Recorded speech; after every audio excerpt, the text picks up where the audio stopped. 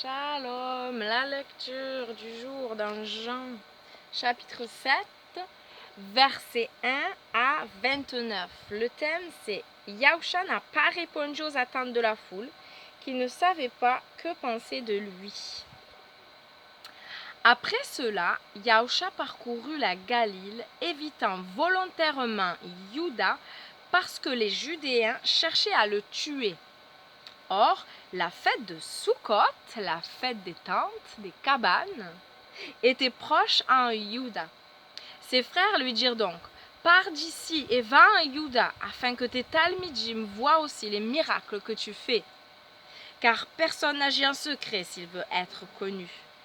Si tu fais ces choses-là, montre-toi au monde. » Ses frères parlaient ainsi, car ils n'avaient pas mis leur confiance en lui.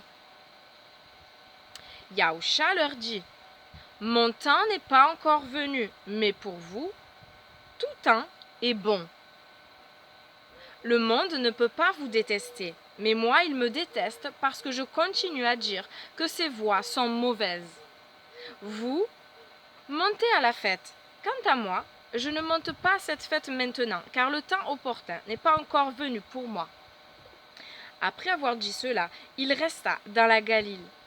Mais après que ses frères furent montés à la fête, lui aussi y monta, non publiquement, mais en secret. Les Judéens le cherchaient pendant la fête. « Où est-il » se demandait-il. On chuchotait beaucoup à son sujet parmi les foules. Certains disaient « C'est un homme bon », mais d'autres disaient « Non, il trompe les foules ». Cependant, personne ne parlait de lui ouvertement par crainte des Judéens. Ce n'est qu'au milieu de la fête que Yahusha monta sur le mont du temple pour commencer à enseigner. Les Judéens étaient surpris et se demandaient « Comment cet homme sait-il autant de choses sans avoir étudié ?» Yahusha leur donna alors cette réponse. « L'enseignement que je donne n'est pas de moi, mais de celui qui m'a envoyé. Si quelqu'un veut faire sa volonté, il saura si mon enseignement vient de Dieu ou si je parle en mon propre nom. Celui qui parle en son propre nom cherche des éloges pour lui-même, mais celui qui cherche des éloges pour celui qui l'a envoyé, celui-là est honnête. Il n'y a rien de faux en lui. Moïse ne vous a-t-il pas donné la Torah? Pourtant, aucun d'entre vous n'obéit à la Torah. Pourquoi cherchez-vous à me tuer? Qui cherche à te tuer? Yahusha leur répondit, « J'ai fait une seule œuvre et à cause de cela vous êtes tous étonnés? Moïse vous a donné la Brit Mila, la circoncision. Non qu'elle vienne de Moïse, mais des patriarches. Et vous pratiquez la Brit Mila, circoncision, sur un jeune garçon le jour du Shabbat, du sabbat. Si un garçon est circoncis le jour du Shabbat, afin de ne pas transgresser la Torah de Moïse, pourquoi êtes-vous en colère contre moi parce que j'ai entièrement guéri le corps d'un homme le jour du Shabbat? Cessez de juger les apparences, mais jugez de manière juste. » Quelques habitants de Yerushalayim disaient, « N'est-ce pas l'homme qu'il cherche à tuer? Pourtant il est là, parlant librement, et ils ne lui disent rien.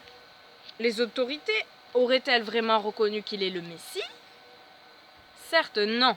Nous savons d'où vient cet homme, mais quand le Messie viendra, personne ne saura d'où il vient. » Après quoi, Yahusha enseigna dans la cour du temple, s'écria. Enseignant dans la cour du temple, s'écria. « Vraiment, vous me connaissez? Et vous savez d'où je viens? Et je ne suis pas venu de moi-même. Celui qui m'a envoyé est véritable, mais lui, vous ne le connaissez pas. Moi, je le connais, parce que je suis avec lui, et il m'a envoyé. » Amen, amen, amen. La lecture du jour, 7, 1, 29. La question de méditation, c'est comment est-ce que je réagis lorsque Dieu fait les choses d'une manière à laquelle je ne m'attendais pas? Eh bien souvent, le cœur de l'homme a du mal à y croire. Il n'y croit pas. Il reste trop choqué, il n'y croit pas. Voilà. Personne ne s'attendait à ce qu'il vienne sous une forme humaine. Personne. Voilà pourquoi ils l'ont rejeté. La lumière est venue dans le monde.